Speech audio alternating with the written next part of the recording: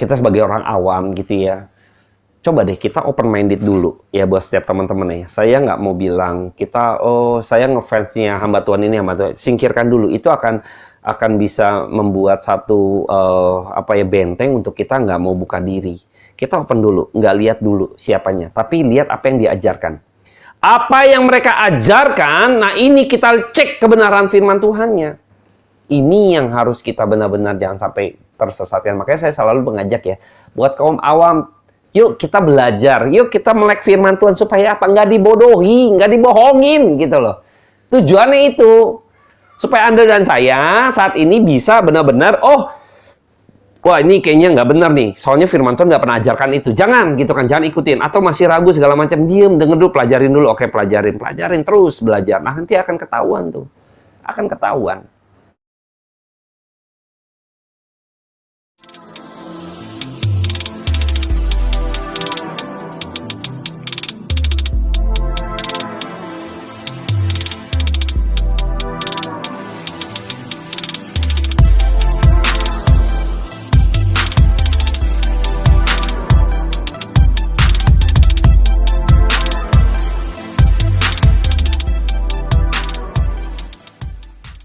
Shalom, selamat malam teman-teman dan rekan-rekan sekalian. Pada malam hari ini kembali saya menyapa kita semua di dalam acara Ngopi di Rumah Saja. Pada malam hari ini saya sudah siapkan seperti biasa kopi latte buatan saya sendiri. Saya seruput dulu sebelum kita mulai. Ngopi di Rumah Saja, saya akan mulai dengan menyeruput kopi latte saya.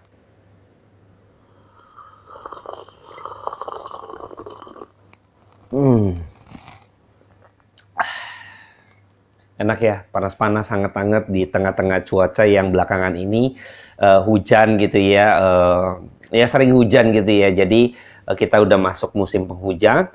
Nah, saya akan membacakan kebenaran firman Tuhan yang terambil di dalam Kisah Para Rasul 5 ayat ke-17 sampai ke-25. Kita akan melanjutkan ketika itu rasul-rasul dilepaskan dari penjara. Nah, ini kisah yang menarik dan pada malam hari ini akan kita bahas. Saya akan berdoa terlebih dahulu buat setiap kita. Bapa dalam surga, terima kasih buat kekuatan yang kau berikan pada kami, kesempatan demi kesempatan yang kau berikan kepada kami, untuk kami boleh kembali dipertemukan dengan firman-Mu yang hidup itu, untuk kami boleh diberkati oleh firman Allah yang adalah kebenaran itu sendiri. Kami mau digembalakan dengan firman kebenaran-Mu Tuhan. Mari Tuhan Yesus, mari Roh Kudus, ajar kami untuk kami mengerti, memahami seluruh makna dari kebenaran firman Tuhan yang boleh kami dengar pada malam hari ini. Hamba-Mu terbatas, mohon Roh Kudus beracara atas setiap hati dan pikiran setiap kami Tuhan yang ada di rumah saja. Biarlah api daripada kuasa Roh Kudus-Mu boleh membakar iman kami, boleh membakar kerinduan kami, agar kami memiliki kerinduan untuk melayani Tuhan dan mengerti firman Tuhan.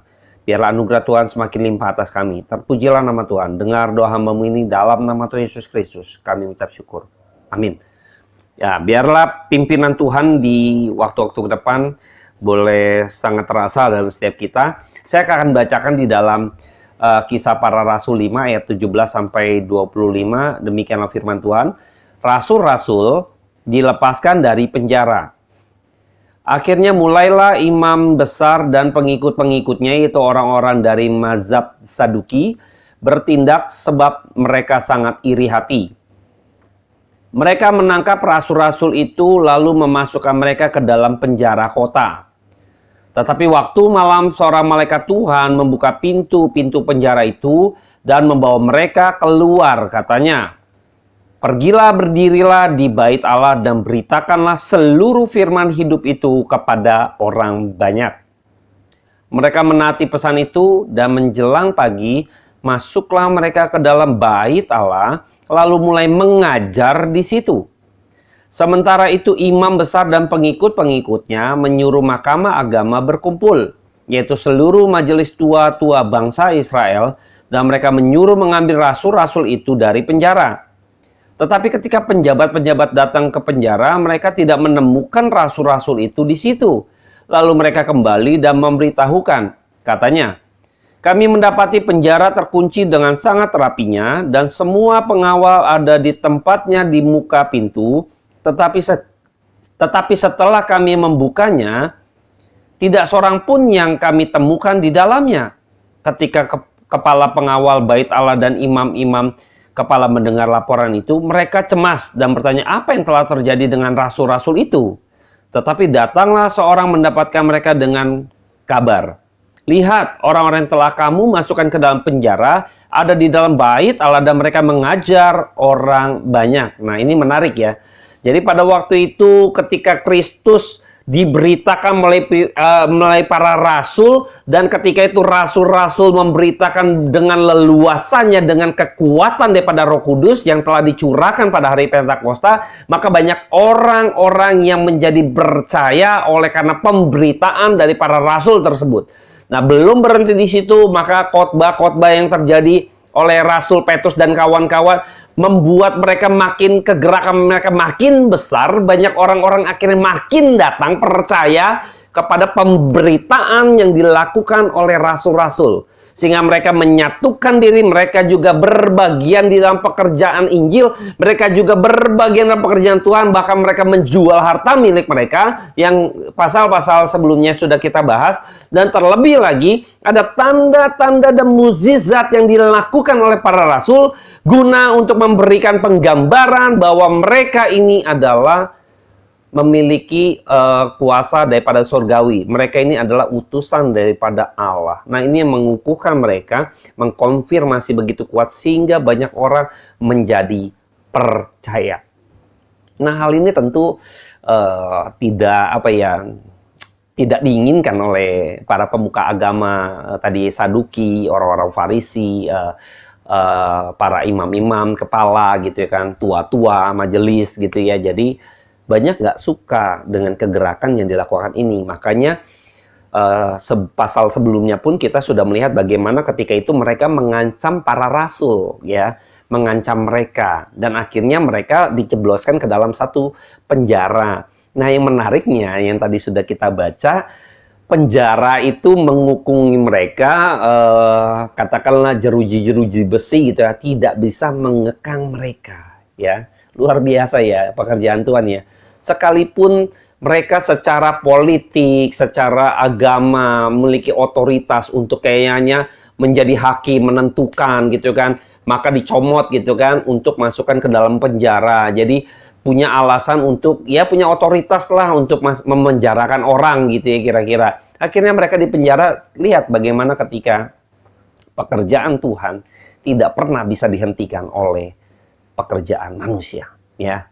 Sehebat apapun, seotoritas apapun, seberapa besarnya kuasa pun tidak akan pernah memberhentikan pekerjaan Allah, yaitu pemberitaan Injil. Ini dahsyat ya. Dahsyat ya. Jadi saya melihat bahwa ada rivalitas emang ketika manusia yang sudah percaya kepada Kristus, lalu rasul-rasul yang memiliki mandat untuk memberitakan Injil. Ini ada satu rivalitas antara kuasa si jahat yang tidak suka dengan apa yang dilakukan oleh rasul-rasul, yaitu pekerjaan Roh Kudus. Ini ada rivalitas antara Roh Allah dengan si jahat gitu ya. Yang kita tahu bahwa akhirnya si jahat ini diwakili oleh orang-orang yang tahu agama, orang-orang yang memiliki kuasa, memiliki kewenangan, jabatan gitu kan di dalam politik gitu kan. Akhirnya itu pun nggak bisa menghentikan pekerjaan Tuhan yang dilakukan oleh rasul-rasul. Ya, ingat ya, kita sebagai pemberita Injil atau orang-orang percaya itu Tuhan pasti akan sertai. Nah, Roh Kudus menunjukkan penyertaannya kepada rasul-rasul ketika sekalipun rasul-rasul itu di dalam penjara, maka rasul-rasul itu tidak bisa dikekang begitu saja. Aneh kan? Mereka, malaikat datang gitu ya, waktu malam malaikat membuka pintu penjara itu, membawa mereka keluar ya. Katanya apa? Pergilah, berdirilah di bait Allah dan beritakanlah seluruh firman hidup itu kepada orang banyak. Sekarang banyak para hamba Tuhan ya mimpi ketemu Tuhan atau malaikat Tuhan, berjumpa dengan malaikat Tuhan kah, berjumpa dengan Yesus kah, dengan Bapa kah, diajak naik ke surga misalnya gitu kan. Coba apa yang dilakukan gitu kan. Lihat apa yang dilakukan oleh Rasul Petrus gitu loh. Malaikat yang datang gitu ya. Melayani Rasul Petrus untuk membebaskan mereka gitu ya. Terus sepertinya sekarang oknum-oknum hamba Tuhan ini yang punya kesaksian besar. Wah, saya lebih memiliki pengalaman spiritual karena saya dibawa oleh Tuhan gitu kan. Ada mimpi, saya memegang tangan Tuhan kah, saya berjumpa dengan Kristus, ada malaikat Tuhan lah, saya melihat. Lalu yang dia beritakan tuh malaikat seperti apa, terus surga tangganya seperti apa, detailnya surga seperti apa. Petrus ketemu malaikat, dia nggak mendetailkan ketemu malaikat, ya. Tapi apa yang dilakukan Petrus? Memberitakan Injil. Ya, jadi berbanding terbalik gitu loh. Justru malaikat mengatakan bahwa beritakanlah seluruh firman hidup itu kepada orang banyak. Lalu dia nggak bersaksi tuh. Saya barusan ketemu malaikat Tuhan. Waduh, malaikat Tuhan begitu gagah dengan sayapnya begitu lebar luas gitu kan, perkasa, ototnya maskol misalnya kayak gitu. Aduh, ampun deh gitu ya. Saya nggak kebayang ya. Petrus nggak mengatakan demikian. Apa yang dilakukan Petrus? Tadi pengawal sudah mengatakan, lihat orang-orang yang telah kamu masukkan ke dalam penjara ada di dalam bait Allah dan mereka mengajar orang banyak. Mengajar firman Tuhan, mengajar doktrin pengajaran ini, keselamatan daripada Allah, mengenai kebangkitan mengenai Kristus gitu loh. Mengajar, nggak bersaksi. Bersaksinya itu mengajar gitu loh. Bersaksinya itu dia tahu bahwa rasul-rasul ini adalah murid-muridnya Yesus Kristus dan dia melihat dengan kepala mereka sendiri, mendengar pengajaran pada Yesus Kristus, lalu mereka mau ajarkan gitu loh. Apa yang terjadi? Dia mau jelaskan kebenaran itu. Jadi bukan untuk bersaksi untuk dirinya sendiri atau dia katakanlah ya pengalaman spiritualnya bertemu dengan malaikat. Pada waktu malam malaikat membawa kami membongkar semuanya dengan keperkasaan. Enggak demikian. Nggak ada. Justru malaikat pun memberikan satu pesan, yaitu memberitakan seluruh firman itu kepada orang banyak. Bayangkan ya. Bayangkan tuh. Ini berbanding terbalik dengan kesaksian-kesaksian yang spiritual sepertinya gitu ya, yang punya amazing spiritual experience gitu kan. Pengalaman yang luar biasa secara spiritual gitu ya, kerohanian ya. Yang mungkin gak didapat orang, lalu orang itu sepertinya mengukuhkan diri sendiri menurut saya ya. Karena mengukuhkan diri sendiri bahwa mereka sepertinya hebat gitu loh. Tapi apa yang diberitakan? Apa yang diberitakan? Nothing. Kalaupun ada hal-hal yang sifatnya nggak nyambung dengan kebenaran firman Tuhan, terlalu maksa gitu kan. Misalnya mungkin nubuatan atau apa. Ini nubuatan, ini wahyu baru atau apa. Ini udah ada. Ini udah ada. Ini hamba Tuhan yang malas belajar aja gitu ya. Ini firman Tuhan udah ada. Nubuatan segala macam. Seluruh nubuatan yang ada, misalnya pun dapat ya. Ini nggak boleh kabur dari sini. Karena sudah ada di sini sebenarnya. Nubuatan itu ya. Jadi aneh. Jadi seperti ada wahyu baru. Tuhan suruh saya begini. Tuhan suruh saya begini. Tuhan suruh saya begini. Nih. Tuhan suruh kamu nih, ini ada di sini gitu kan. Nggak perlu sampai jauh-jauh naik ke surga gitu kan. Terus ngomonginnya yang receh ya, kadang ngomonginnya receh. Tuhan suruh saya misalnya bercocok tanam gitu kan. Ini udah jauh ya, udah Tuhan malah mikirin sesuatu yang jasmania, yang lahiria. Kadang aneh saya ngelihat video kesaksian hamba Tuhan, oknum-oknum lah yang berjumpa, memiliki amazing experience gitu kan, spiritual experience gitu ya. Katakanlah demikian, tapi yang pas mereka bawa tuh hal-hal lahiriah, jasmania gitu kan. Aneh.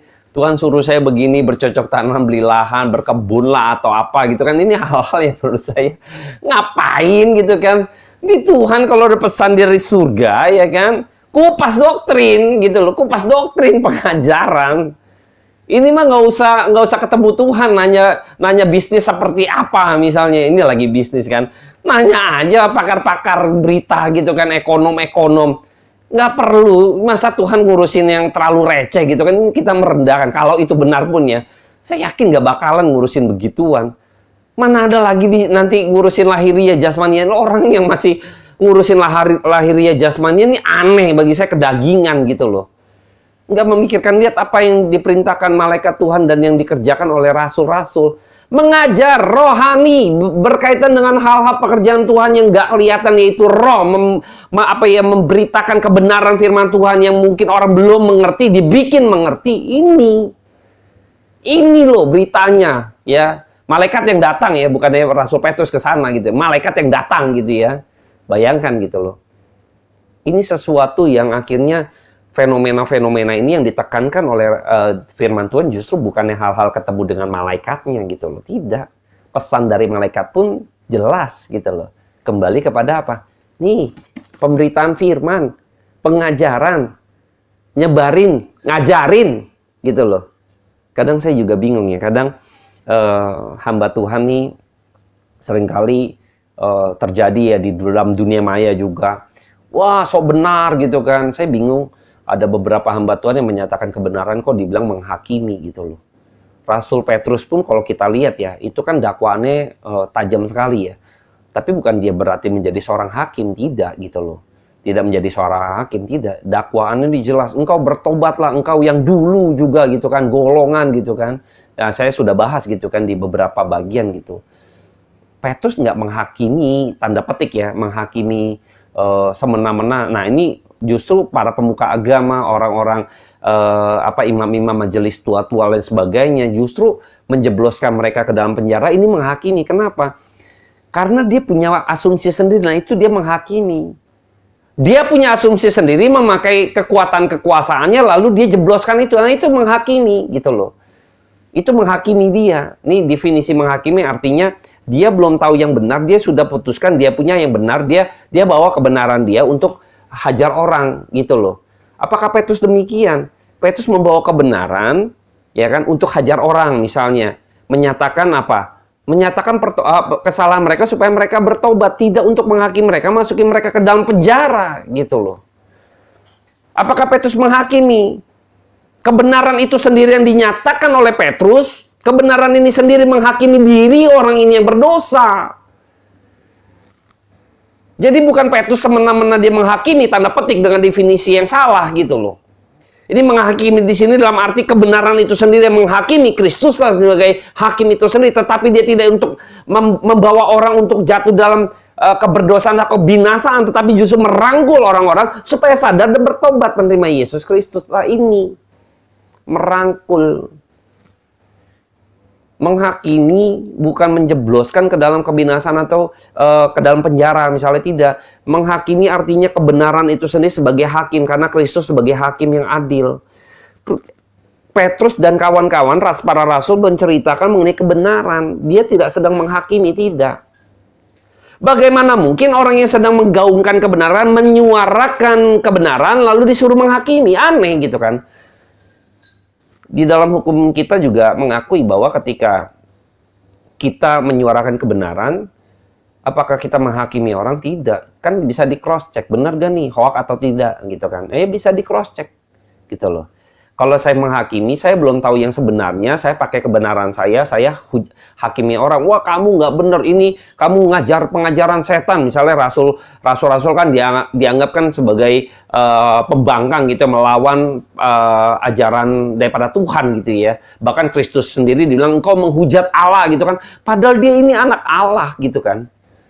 Justru mereka yang menghakimi ketika mengatakan engkau menghujat Allah gitu kan. Kristus menyatakan aku ini adalah Allah gitu, anak Allah gitu loh. Dia menghujat Allah, mengakui dia Tuhan lain sebagainya. Loh, enggak, kebenaran itu. Aneh, yang menghakimi justru mereka yang nggak tahu kebenarannya. Nah, itu dia menghakimi dengan kebenaran dia. Kalau kita berani cross check, nah kita tahu.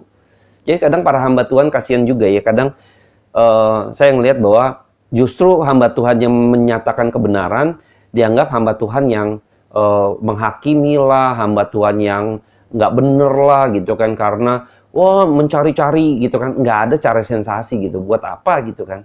Kita para hamba Tuhan misalnya nggak perlu sensasi, orang kita melakukan pekerjaan Tuhan kok. Kadang seringkali saya melihat bahwa justru orang-orang yang arogan justru kebalik, orang-orang yang berasa hebat, punya pengalaman spiritual, yang akhirnya yang waktu dikonfirmasikan dengan kebenaran nggak benar, tapi dia tetap ngotot dia yang benar. Nah, itu dia menghakimi sebenarnya. Justru kebalik gitu loh. Karena dia punya kebenaran sendiri. Kalau ketika konfrontasi dengan kebenaran firman Tuhan dengan Alkitab, berani gak gitu kan? Kalau nggak berani, kita pegang ini Alkitab udah benar gitu loh. Ini wahyu yang sudah sempurna gitu loh, nubuatan yang sudah sempurna. Kristus sudah nyatakan segala sesuatu di dalam kebenaran firman Tuhan, kitab suci Alkitab yang kita pegang. Ayo konfirmasikan semuanya. Buktikan apakah yang Anda alami segala macam sesuai dengan kebenaran firman Tuhan. Nubuatan yang kau sampaikan apakah sesuai dengan kebenaran firman Tuhan. Udah salah gitu kan, malah didukung. Kadang sedih saya ngelihat kayak gitu. Kasian. Tapi saya bersyukur ada beberapa hamba Tuhan gitu yang terus begitu eksis untuk terus menyuarakan kebenaran gitu loh. Mereka nggak jahat, mereka nggak menghakimi. Mereka sedang membawa sama seperti Rasul Petrus. Apakah Rasul Petrus jahat? Tidak. Seakan-akan mendakwa orang-orang tersebut. Tidak, justru menyatakan kebenaran supaya orang-orang tersebut tidak binasa. Mereka tidak keras hati akhirnya. Dia sadar akhirnya banyak yang bertobat. Mengapa imam-imam kepala, misalnya tua-tua majelis segala macam gitu ya. Karena mereka terancam. Mereka terancam pengikutnya hilang. Pengaruh mereka dampaknya hilang. Makanya tadi dibacakan, mereka itu iri. Mereka sangat iri hati di ayat 17. Jelas itu. Kenapa? Karena para rasul itu penuh kuasa, dampaknya besar, banyak yang ngikut, makin bertambah, mereka dampaknya makin minim, makin ditinggalkan, bayangkan gitu loh. Ya kalau bisnis bukan tahu gitu ya. Makanya mereka takut gitu loh, ketakutan, iri mereka. Jadi makanya lucu gitu ya. Dan sekarang itu juga para hamba-hamba Tuhan yang benar justru menyatakan kebenaran. Ada beberapa hamba-hamba Tuhan yang secara oknum gitu ya, yang mungkin akhirnya terguncang gitu ya, karena pengikutnya banyak yang akhirnya sadar gitu loh. Banyak anggota-anggotanya yang sekarang sudah sadar kebenaran, oh iya gitu kan, akhirnya berpindah tanda petik gitu ya, tidak mengikuti dia lagi misalnya. Nah dia kehilangan gitu loh, ngedongkrak lagi, dia coba lagi untuk pengalaman spiritualnya terus supaya tetap mempesona gitu ya. Padahal makin sesat gitu loh. Nah ini orang yang sudah terlanjur dan nggak mau lagi, udah keras hati, gengsi seringkali, apalagi misalnya saya udah ada nama, waduh ini saya udah ketua sinode gitu kan, saya udah ada nama, wah nggak bisa nih, saya harus bikin sesuatu, udah mikirnya tuh selalu jadi kayak gitu. Sama seperti iblis gitu, udah disesatkan terus, akan berpikir bagaimana cara ngelawan Yesus gitu loh. Bagaimana supaya Yesus harus disingkirkan, sama seperti para rasul yang akhirnya mau mencoba disingkirkan oleh pada pemuka-pemuka agama dengan kedok-kedok yang demikian. Mereka punya powerful, dia gunakan bagaimana supaya mereka tidak lagi berbicara mengenai Kristus. Bayangkan, hal-hal demikian akhirnya diincar oleh mereka semuanya. Nah saya berharap kita harus benar-benar memikirkan gitu ya. Kita sebagai orang awam gitu ya, coba deh kita open minded dulu ya buat setiap teman-teman ya. Saya nggak mau bilang kita, oh saya ngefansnya hamba Tuhan ini, hamba Tuhan. Singkirkan dulu, itu akan bisa membuat satu benteng untuk kita nggak mau buka diri. Kita open dulu, nggak lihat dulu siapanya, tapi lihat apa yang diajarkan. Apa yang mereka ajarkan, nah ini kita cek kebenaran firman Tuhannya. Ini yang harus kita benar-benar jangan sampai tersesatkan. Makanya saya selalu mengajak ya, buat kaum awam, yuk kita belajar, yuk kita melek firman Tuhan supaya apa? Nggak dibodohi, nggak dibohongin gitu loh. Tujuannya itu, supaya Anda dan saya saat ini bisa benar-benar, wah ini kayaknya nggak benar nih, soalnya firman Tuhan nggak pernah ajarkan itu. Jangan gitu kan, jangan ikutin. Atau masih ragu segala macam, diem, denger dulu, pelajarin dulu. Oke, pelajarin terus, belajar. Nah nanti akan ketahuan tuh, akan ketahuan. Ya, jadi saya berharap di tengah-tengah pandemik ini ada orang yang mau menyatakan eksistensinya, tetap mempesona dengan hal-hal spiritual experience-nya yang amazing gitu kan. Ya dia masih mau tetap menjaga itu supaya tetap mempesona. Padahal tidak ya.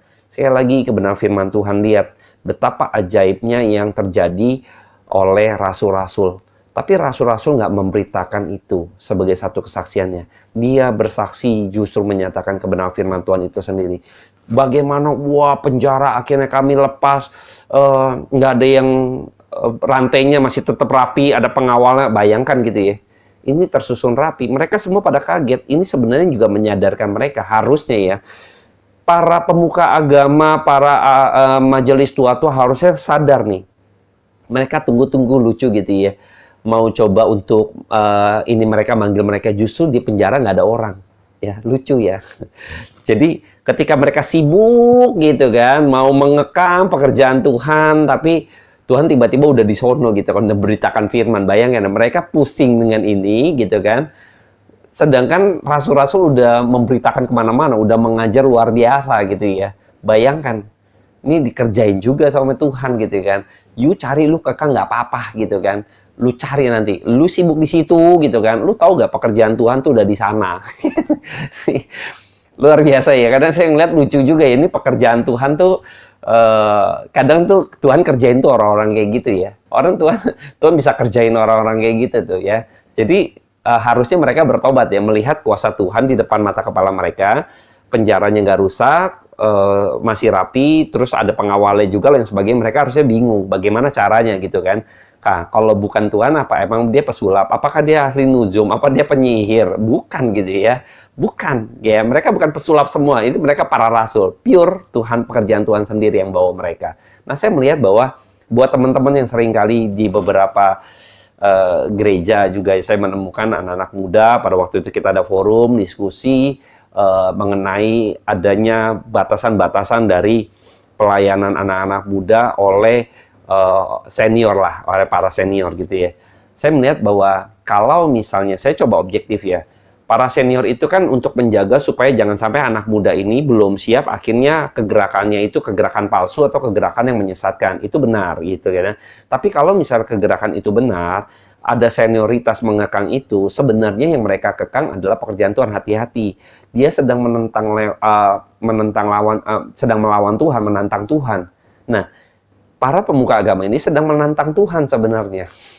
Yang mereka tentang bukan yang melawan rasul-rasul, tidak. Mereka sedang melawan Tuhan ya, luar biasa loh. Ya, luar biasa, mereka berani sekali gitu ya. Nah, kalau ada orang-orang di dalam organisasi atau gereja tertentu dalam pelayanan, misalnya pelayanan itu pure ya kan, pelayanan itu benar gitu kan, lalu dihentikan atau bahkan mau dimatikan atau disingkirkan, Anda mungkin tersingkir, Anda mungkin kegeser, Anda mungkin dinonaktifkan atau apapun gitu ya bentuknya, nggak apa-apa teman-teman. Karena yang mereka tantang adalah Tuhan. Hati-hati. Yang mereka tantang adalah Tuhan, bukan Anda. Jadi kita nggak perlu kecut. Ingat nih, pada bagian ini pekerjaan Tuhan tidak akan pernah berhenti. Tidak akan pernah dihentikan oleh pekerjaan manusia. Nggak bisa. Sampai hari ini gitu kan, saya pun mengalami gitu ya. Ketika buka dalam pelayanan, dia tentang, ada yang nentang gitu kan. Padahal beberapa syarat coba untuk dipenuhi gitu kan, masih ditentang-tentang. Sebenarnya mereka sedang melawan pekerjaan Tuhan. Mereka sedang melawan Tuhan. Mereka nggak sadar gitu ya. Nah, nanti Tuhan yang hukum itu ya, bukan bagian kita gitu ya. Udah kita, ya sudah, kalau tidak boleh, ya sudah gitu kan. Kita terima, lalu kita gumulkan lagi, kita coba fighting lagi. Kalau masih ada pertentangan, ya sudah gitu kan. Kita angkat tangan karena Tuhan yang nanti akan hukum. Dan pekerjaan Tuhan sampai hari ini, saya bisa online, itu jauh lebih besar gitu kan manfaatnya, jauh lebih dahsyat gitu loh. Nah, di situ saya tahu bahwa pekerjaan Tuhan tidak akan pernah dihentikan oleh oknum manusia ya. Sesungguhnya mereka bukan menentang kau, tapi mereka sedang menentang Allah yang hidup yang kita layani. Dan pada malam hari ini biarlah ini menjadi penghiburan buat setiap kita bahwa sesungguhnya kita yang melayani Tuhan, pemberitaan Injil, orang-orang percaya, para hamba Tuhan, penginjil, pendeta yang sedang berjuang gitu ya untuk membawa orang-orang yang disesatkan di sana oleh oknum-oknum hamba Tuhan lain untuk dibawa kembali di dalam pengembalaan yang sejati, yaitu firman Allah sendiri. Tetap ini menjadi penghiburan bahwa sesungguhnya pekerjaan Tuhan tidak pernah bisa dihentikan oleh kuasa manapun di dalam dunia ini. Terpujilah nama Tuhan, biarlah ini menyegarkan kita, iman kita makin disegarkan, dan saya akan menutup ngopi di rumah saja, recovery pada malam hari ini. Saya akan berdoa buat setiap kita. Bapak, terima kasih buat kebenaran firman Tuhan yang boleh kami dengar pada malam hari ini. Kami ucap syukur karena Tuhan begitu dahsyat memimpin para rasul sehingga kami bisa melihat bahwa kami diberikan kekuatan. Terlebih lagi kami pemberita Injil, agar kami terus boleh mendapat penghiburan, kekuatan di dalam pemberitaan Injil, karena kami tahu ketika kami melakukan pekerjaan Tuhan yang agung, mulia itu, tidak ada yang pernah bisa menghentikan pekerjaan-Mu yang begitu mulia. Tidak ada satupun oknum atau kuasa manapun dalam dunia ini yang mampu menghentikan pekerjaan-Mu. Terpujilah nama Tuhan, kekal selama-lamanya sampai selama-lamanya. Hamba berdoa buat setiap rekan-rekan yang ada di rumah saja, mungkin setiap orang-orang Tuhan yang saat ini Tuhan masuk di dalam satu pengajaran yang sesat, kiranya Tuhan turunkan kasih karunia buat setiap mereka, agar mereka boleh kembali kepada penggembalaan di dalam firman-Mu yang hidup itu, yaitu mereka boleh percaya pada kebenaran firman Tuhan yang sejati, mereka boleh kembali dimenangkan Tuhan, mereka boleh kembali digembalakan kepada gembala yang agung, yaitu Yesus Kristus sendiri melalui kebenaran firman Tuhan. Dalam nama yang kudus, hamba menyerahkan dalam tangan Tuhan. Haleluya. Amin. Oke, terima kasih teman-teman. Lanjutin ngopinya di rumah saja. Saya seruput kopinya dulu.